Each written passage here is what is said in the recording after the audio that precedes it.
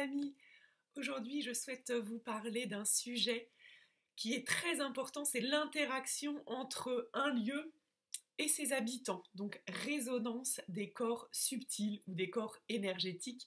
Vous l'avez bien compris si vous me suivez depuis quelques années ou depuis quelques semaines sur cette chaîne, tout est énergie, tout est vibration, tout émet sur une fréquence, une longueur d'onde, un champ électromagnétique. En fonction de ce que je vibre, de ce que j'émets, j'ai une note, une couleur. Quelles sont la vibration de mes pensées, de mes émotions, et de porter une attention consciente sur celle-ci. Car nous sommes constitués de différents corps énergétiques. Nous avons notre corps physique, notre corps de matière. Nous avons notre corps éthérique ou notre corps vital, c'est-à-dire le double de notre corps physique en énergie et qui alimente le corps physique en énergie. Le corps émotionnel, le corps mental, le corps causal et les corps spirituels divins.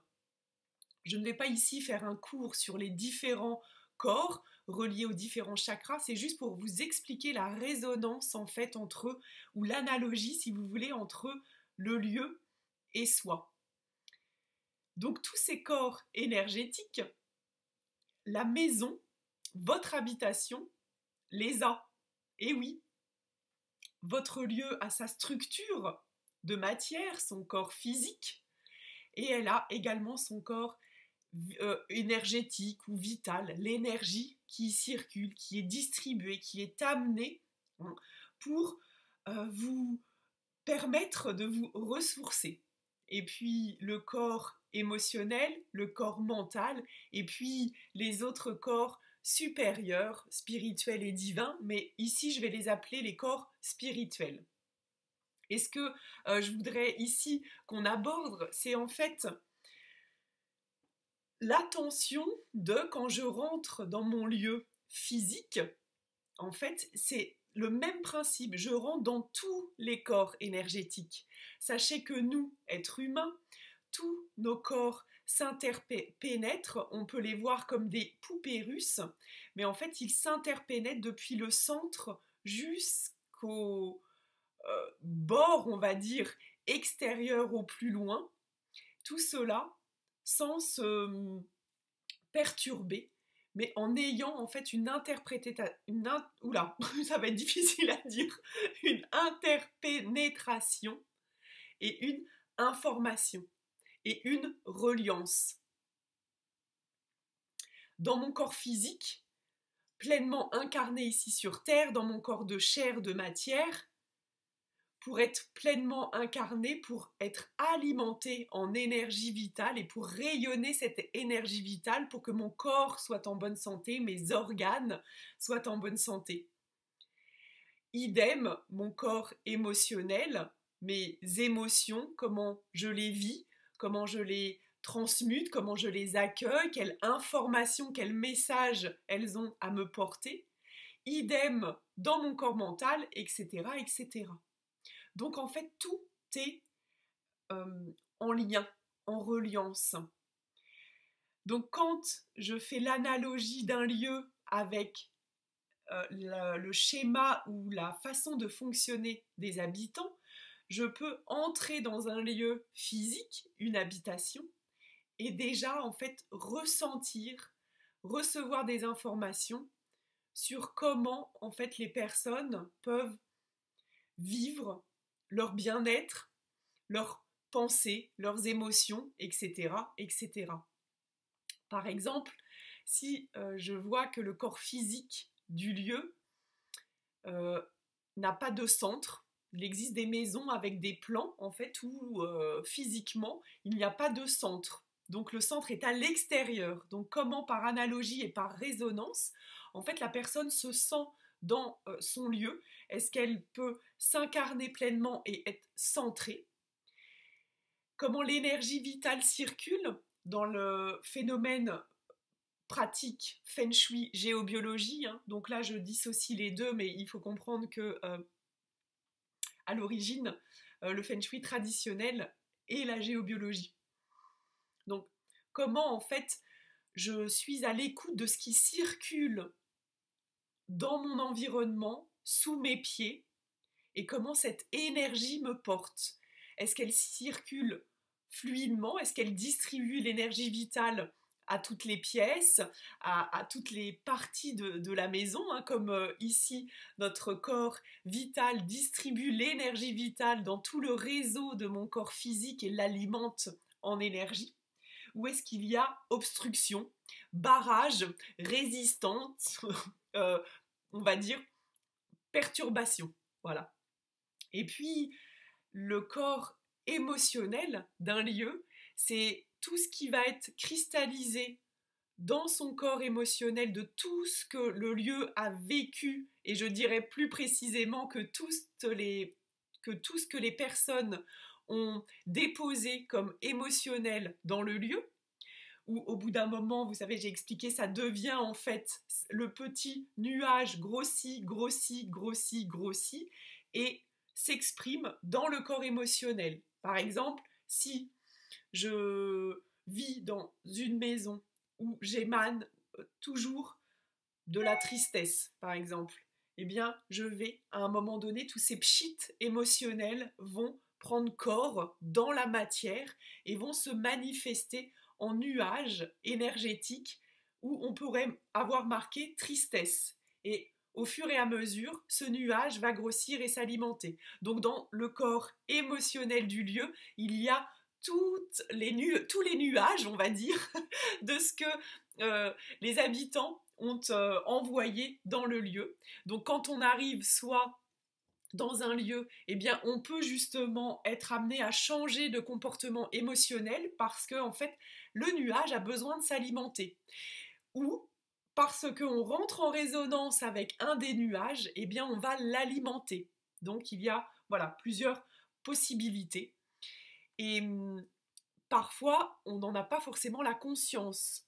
On trouve que émotionnellement, on se sent plus triste, plus mélancolique, plus en colère, plus électrique, sans forcément savoir ou le nommer. Eh bien, cela se retrouve dans le corps émotionnel du lieu.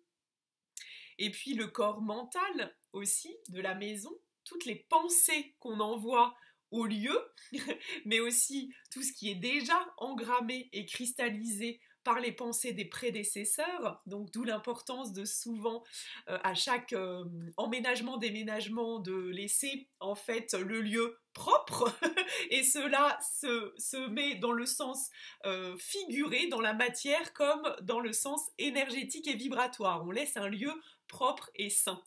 Et donc du coup les pensées, eh bien ça va pouvoir amener aussi des boucles chez les personnes, et parce que tout ce qui va être informé, cristallisé, eh bien vous allez le capter dans le lieu. On capte toutes les informations dans ce champ, hein, dans ce corps de pensée.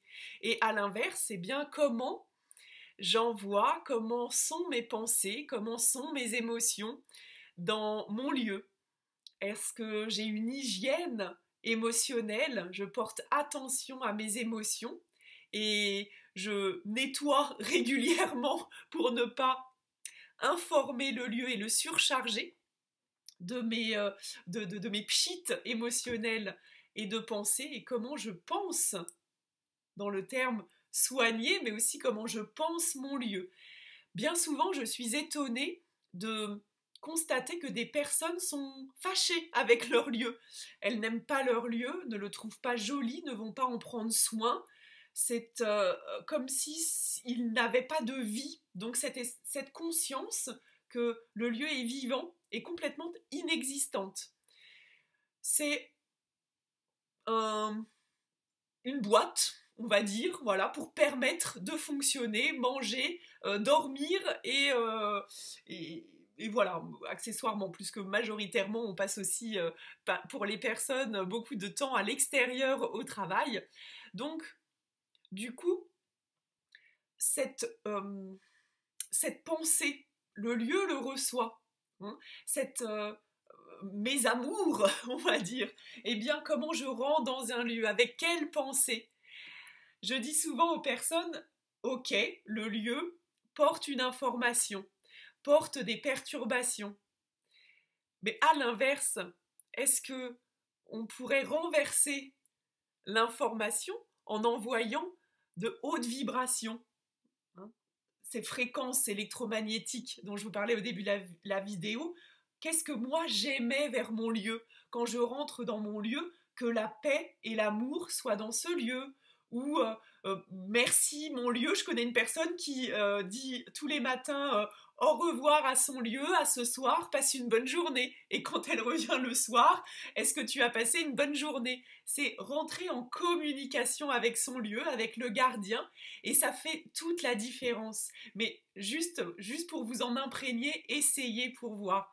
De vraiment partir de vous, de votre cœur, et de rayonner une pensée, une émotion positive. Quand je dis positive, c'est qu'elle va émettre sur des vibrations hautes, et donc elle va imbiber, imprégner le lieu de vibrations hautes. Et les vibrations hautes transmutent, ont la capacité transformationnelle de transmuter les vibrations basses. Donc, effectivement, un soin au lieu, un nettoyage énergétique, une attention consciente, dès qu'il y a eu des tensions, des disputes, pour au fur et à mesure switcher ces cristallisations, bien sûr, et faire appel à quelqu'un, oui, bien sûr, mais déjà, soi, vous, tout à chacun, comment on regarde notre lieu? Qu'est-ce que l'on va envoyer dans les différents corps énergétiques? Et comme ça part du centre, eh bien ça part aussi du centre de votre lieu. Dans toutes ces couches, ça va informer, ça va s'imbiber. Si j'envoie une fréquence d'amour à mon lieu, de sérénité, d'harmonie, vraiment je me place sur cette fréquence, hein. On peut choisir à chaque instant, et ça c'est important, mais j'y reviendrai dans une autre vidéo, on fera l'essai ensemble et vous verrez, c'est chouette à faire, de se placer sur la fréquence que l'on souhaite émettre. Et bien là, si je souhaite émettre une vibration d'amour, je me place sur la fréquence de l'amour par l'intention et je l'émets. Donc mon lieu de son corps physique va être imbibé de cette fréquence, corps vital, émotionnel, mental, spirituel. Et vous avez certainement déjà remarqué comment sont empreints les lieux sacrés d'une énergie haute que l'on peut ressentir parfois de très très loin. Eh bien, ça tient effectivement au choix géographique, à l'environnement, mais également à ce qui est émané du lieu. Par exemple, je sais que ici, à 20 minutes de chez moi, j'ai une église celte orthodoxe qui a été construite il y a 15 ans, je crois. Et du coup, elle a choisi le lieu, mais on pourrait dire que ça diffère, par exemple, d'une cathédrale, où il y a déjà cette conscience du lieu, cet égrégore, les matériaux, l'orientation, les réseaux telluriques, les réseaux cosmiques. Et là, le lieu, en fait, il est récent. Mais du coup, tout ce qui est porté par la vibration d'amour, de lumière, de prière, de reliance, eh bien, va rayonner dans tous les corps énergétiques. Et déjà, ce lieu, il émane une paix et une sérénité de très très loin. Il crée en fait son rayonnement, donc sa bulle, on va dire, vibratoire, qui vibre très de haute fréquence. Eh bien, un lieu, votre lieu, un lieu, on va dire, du quotidien, il peut être rendu, bien entendu, sacré, parce que c'est l'attention que vous porterez sur la façon dont vous habitez votre lieu qui en fait un lieu sacré. Pour exemple, je pense que vous ne rentrez pas avec les chaussures crottées, comme on dit, pleines de boue, dans votre lieu physique, en vous baladant partout et en mettant plein de boue, en déposant toute la saleté extérieure dans votre lieu, vous prenez soin de votre lieu, d'enlever vos chaussures, de rentrer en conscience avec le lieu pour ne pas le salir. Eh bien, je vous invite à le faire de la même façon avec vos émotions et vos pensées. Et puis, je vous invite grandement à le faire par rapport à toutes les personnes qui sont invitées à rentrer dans votre lieu. C'est vraiment, on va dire, important de mettre cette attention. Donc, de, de prendre un temps à partir d'aujourd'hui. Ça peut être très rapide, hein. Ce que j'aime, c'est que ici, vous trouverez toujours, enfin, ce que j'essaierai souvent et au plus de vous communiquer, c'est la simplicité, le jeu, de faire en vous amusant, de retrouver votre part éternelle d'enfant et la joie que cela procure. Mais le maître mot ici, c'est simplicité. Et à partir d'aujourd'hui, peu importe le moment de la journée, mais envoyez une pensée à votre lieu, une haute fréquence. Et vous verrez qu'au fur et à mesure, eh bien, vous allez goûter une autre qualité de vibration, une autre couleur, une autre note dans le lieu. Et tous ces corps vont en bénéficier. La mémoire du lieu, bien sûr, comme on est en permanence en vase communiquant avec son lieu, tout ce que le lieu a vécu peut nous impacter, mais nous, tout ce que l'on décidons de vivre dans le lieu peut impacter, guérir, soigner, transmuter. Donc un outil simple, une attention simple et consciente, c'est comment je rentre en résonance dans les différents corps énergétiques ou subtils de mon lieu avec moi, à cette hygiène énergétique de nos pensées, de nos émotions, et pourtant nous surchargeons notre lieu au quotidien de nos pensées, de nos émotions. Alors, quand elles vibrent haut, eh bien, ça crée un lieu, comme je disais, un lieu sacré, empreint d'énergie, d'harmonie. Et puis, quand elles vibrent plus basse, eh bien, ça plombe, ça met une chape de plomb sur le lieu. Alors, à chaque instant, on peut souhaiter et décider, en une fraction de seconde, de porter notre attention et de changer de fréquence. À l'image, vous savez, du poste de radio à l'époque, hein, parce que maintenant, c'est plus ça. Mais quand je souhaite changer de fréquence, je tourne le bouton jusqu'à temps de trouver la fréquence sur laquelle je souhaite écouter.